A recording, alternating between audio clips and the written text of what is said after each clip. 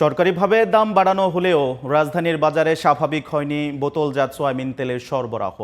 পাশাপাশি বেড়েছে চালের দাম। অন্যদিকে ভরা মৌসুমে কোনো কারণ ছাড়াই কেজিতে 15 থেকে 20 টাকা বেড়েছে পেঁয়াজের দাম। মাই হাসানের রিপোর্টে বিস্তারিত। রাজধানীর বাজারগুলোতে বেশ কয়েকদিন ধরেই বোতলজাত সয়াবিন তেলের সরবরাহ কম।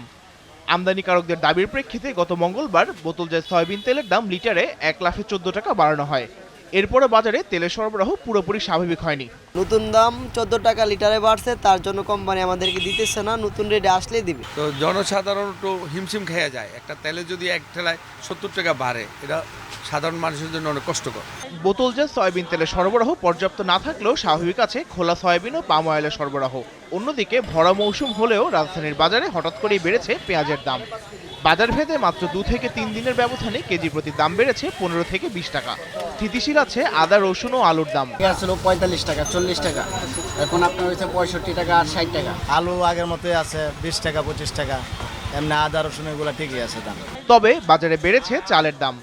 বাড়তি দামে বিক্রি হচ্ছে প্রায় সব ধরনের চাল। চালের দাম তুলনামূলক আগের চেয়ে একটু বাড়ছে। 229, 65, পাইজাম 64, মিনিগেট 84 টাকা, নাজিরশেল 80, 90, 85 এরকম। ঈদের পর থেকেই অস্থির হতে শুরু করেছে নিত্যপণ্যের বাজার। এই নিয়ে হতাশ ক্রেতারা। একসাথে তো লিটারে 14 টাকা বাড়তি, এটা তো হিসাবে জনগণের উপর একটা প্রভাব পড়বে। পেঁয়াজের দামটা একটু বাড়তেই 60 টাকা করে বর্তমানে পেঁয়াজ চলতেছে। কয়েকদিন 2-3 দিন আগেও 45 টাকা 50 টাকা পেঁয়াজ কিনছি। তেলের দাম অনেক বাড়ছে, চালের দাম তুলনামূলক অনেক বেশি। তেলের দাম আর চালের দাম যদি একটু কম হয় তাহলে একটু মানুষের ক্রয় ক্ষমতার মধ্যে আসে। রমজানের মতো ভোক্তা অধিকারের কার্যকর ভূমিকার মাধ্যমে বাজারে শৃঙ্খলা ফেরানোর দাবি ক্রেতাদের। Mahi Hasan, GTV news, Dhaka.